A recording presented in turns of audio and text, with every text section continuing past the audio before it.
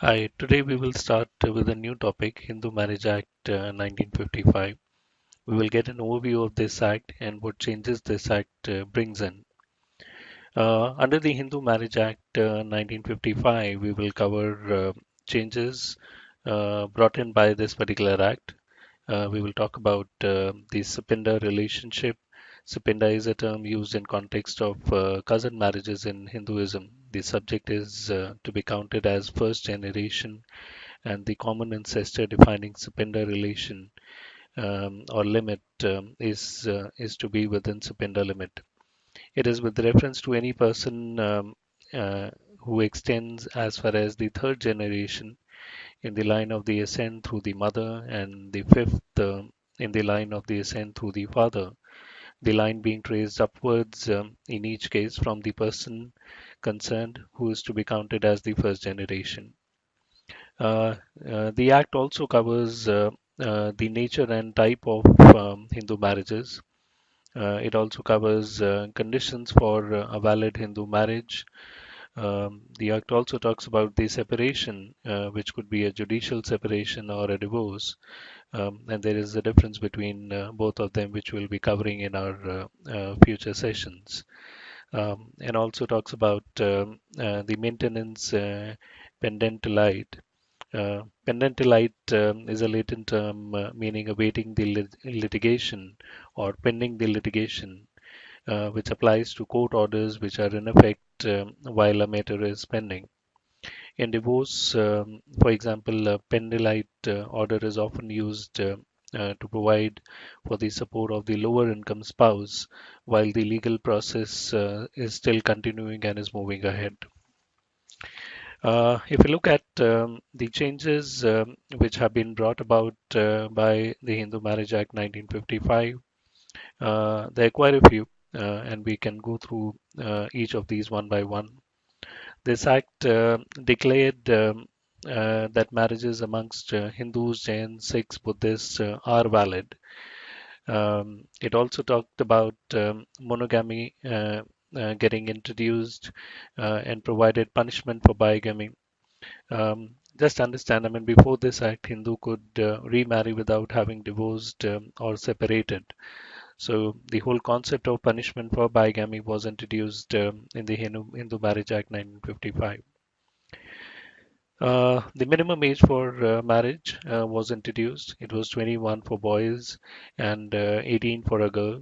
It was a milestone and a provision to avoid child marriage, which was pretty common in the early 20th century in India. Act now doesn't recognize any particular form of marriage, but prescribes some conditions.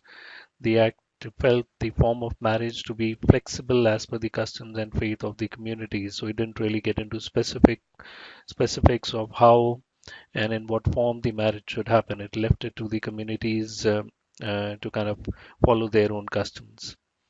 Uh, the concept of registration of Hindu marriage was introduced. This was introduced for the purpose of facilitating the proof of Hindu marriages, restitution of conjugal.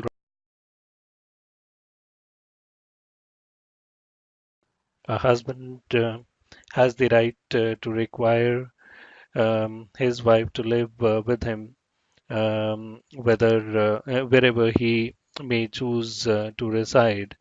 On the other hand, it is corresponding duty of the wife to live with her husband. However, there may be circumstances which compel the spouses to live in different places. These circumstances may furnish reasonable or just excuse to the wife to live at a separate place.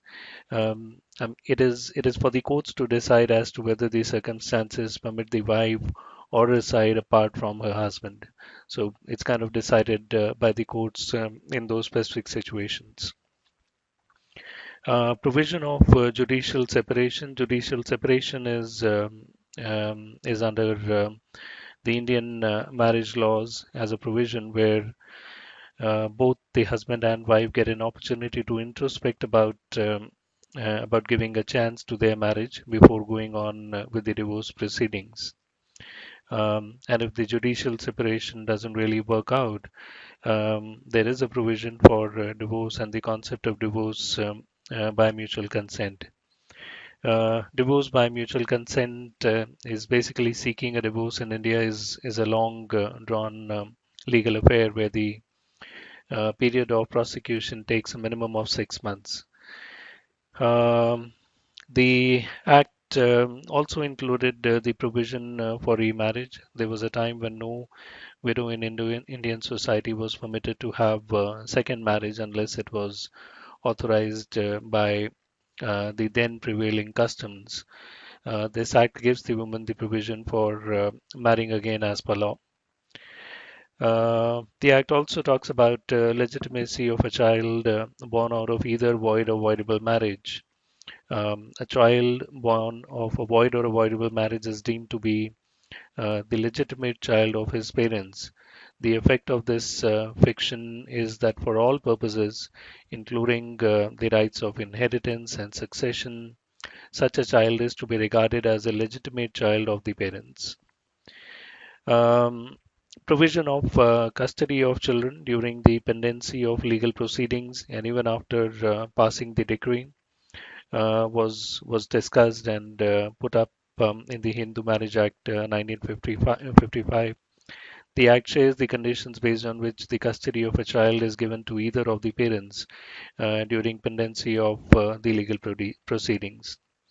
So these are the high-level key and big changes which were brought in by the Hindu Marriage Act 1955.